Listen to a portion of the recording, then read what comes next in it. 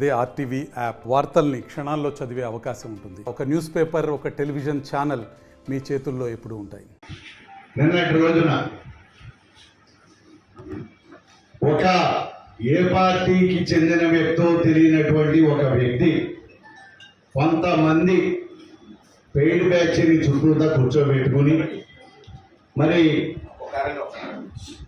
ఏదేదో నోటుకొచ్చినట్టు కళ్ళు దాగిన కోతిలేగా వాగినటువంటి దానికి నేను ఒక్కసారి వివరణ ఇవ్వాలనుకుంటున్నాను. అది కూడా నన్నేదో అన్నాడని కాదు, నాతో పాటు ఉన్నటువంటి నిడదవోలు నియోజకవర్గ తెలుగుదేశం కార్యకర్తలందరూ స్టోవర్పురం దొంగలని మాట్లాడాడు ఈ దుర్మార్గుడు.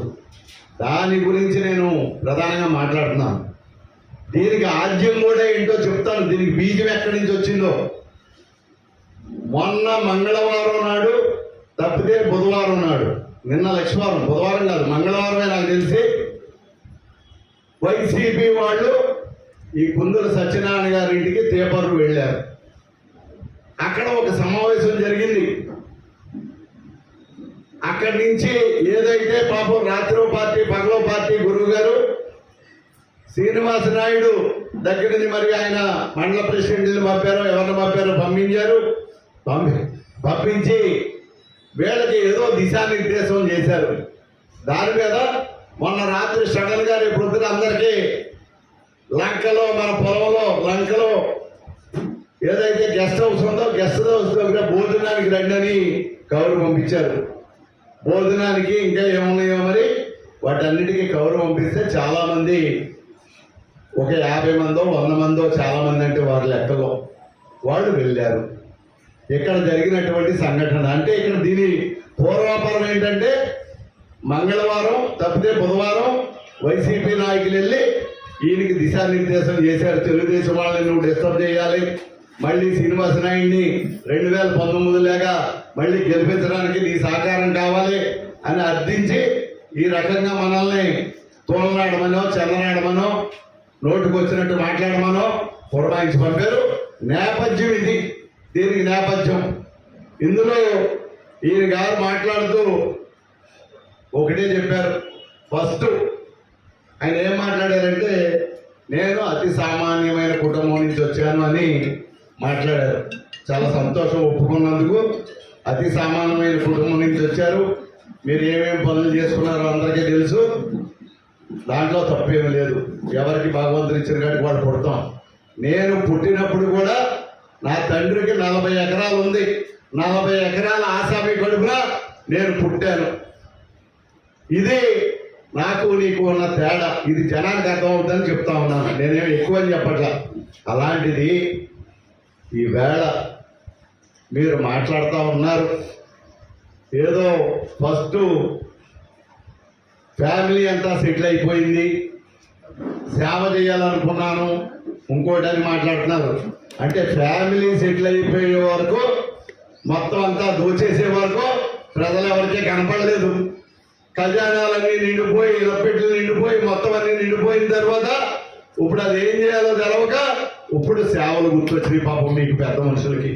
చాలా సంతోషం. మీలాంటి ఔన్నత్యం కలిగినటువంటి మహానుభావులకి, మీలాంటి మహానుభావుడు భోజనం పెడితే కూడా పేపర్లో ఆ ఊళ్ళో గ్రామస్తులు వచ్చి తినరు.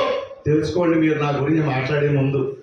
ఇంకోటి మాట్లాడేది నాకు అసలు బాధేసింది ఏంటంటే తెలుగుదేశం పార్టీ నాయకులు కార్యకర్తలు అందరూ బ్లేడ్ బ్యాచ్, ఏంటది స్టోవర్పురం బ్యాచ్ అని మాట్లాడారు. ఒక్కసారి ఎవరైతే నిన్న మొన్న ప్రెస్లో పాపం ఏదో మాస్ వార్నింగ్ అని పెట్టారో లేదా ఇంకోటి పెట్టారో వారందరికీ తెలియజేస్తున్నాను.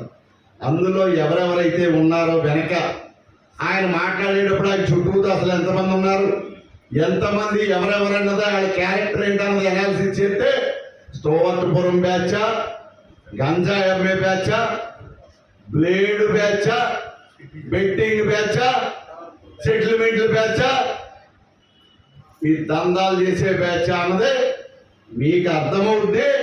ముందు వేల సంఖ్యలో ఉన్నటువంటి నా కార్యకర్తల నాయకులు కాదు, నా కార్యకర్తల నాయకుల గురించి మళ్ళీ ఒక్కసారి మాట్లాడితే నా పని అయిపోదు, నీ పని అయిపోతే ఒళ్ళు దగ్గర పెట్టుకుని ఉండమని చెప్పి తెలియజేస్తాను. ఫస్ట్. ఇంకోటి పోలీస్ సేవ అయిపోయింది. నువ్వేం సేవ చేస్తావో, నువ్వేం పీకుతావో, నీ కుటుంబం ఏంటో, నీ పరిస్థితి ఏంటో, నువ్వు చుట్టూతో ఉన్న వాళ్ళని ఎలా చూసుకుంటావో అందరికీ తెలుసు. నువ్వు ఎన్ని మాట్లాడేసినా ఈ నిజాలు అనుకుంటారని మళ్ళీ మాట్లాడకపోతే కూడా అందులో ఉండిపోద్దని మాట్లాడుతున్నాను. ఇంకోటి తమరు ఏం మాట్లాడారంటే మా నాయకుడు నారా చంద్రబాబు నాయుడు గారు, లోకేష్ గారు మీకు సీట్ ఇస్తారని మాట ఇచ్చారు అని మాట్లాడుతున్నావు. నువ్వు బయట ప్రతి ఓడికి అబద్ధాలు చెప్పావు. నిన్న కూడా ఆ మాట మాట్లాడావు. నీకెక్కడా మా నాయకుడు సీట్ ఇస్తానని కానీ, మా చంద్రబాబు నాయుడు సీట్ ఇస్తానని కానీ, లోకేష్ బాబు సీట్ ఇస్తానని కానీ నీకెక్కడా ఏ విధమైన కమిట్మెంట్ ఇవ్వలేదు. నువ్వేదో అత్యాసపడి తిరుగుదామని చెప్పి తిరిగావు. లేని ఫోటోలు, ఉన్న ఫోటోలు, దారంటే వెళ్తా వచ్చి తీసుకున్నదే, ముందు వచ్చి తీసుకున్నదే, వెనకాల వచ్చి తీసుకున్నదే అన్ని పెట్టి నువ్వేదో చర్చలు జరిపేసినట్టు, నువ్వు అక్కడ ఏదో ఆయనతోటి ఆలోచించేసినట్టు బయట ప్రజల్ని మోసం చేయడానికి మభ్యపెట్టి నువ్వు ఫోటోలు పెట్టావు తప్ప, ఖచ్చితంగా చెప్తున్నాను, మా నాయకుడి నుంచి నాకు సమాచారం ఉంది. మా నాయకుడి దగ్గర అసలు నీ పేరే లేదు. మొన్న ఐవీఆర్ఎస్ లో కూడా సింగిల్ నేమ్ తోటి ఐవీఆర్ఎస్ వచ్చింది తప్ప మా చంద్రబాబు నాయుడు గారు కానీ, మా లోకేష్ బాబు గారు కానీ ఏ విధమైనటువంటి నీ కమిట్మెంట్ ఇవ్వలేదు. నిన్ను మోసం చేయలేదు. నీకు ఇక్కడ జరిగేది లేదు, ఉండేది లేదు. మరిన్ని వీడియోస్ కోసం ఛానల్ ని సబ్స్క్రైబ్ చేయండి. లేటెస్ట్ అప్డేట్స్ కోసం వాట్సాప్ ఛానల్ ని ఫాలో చేయండి. అండ్ లింక్ డిస్క్రిప్షన్ లో ఉంది.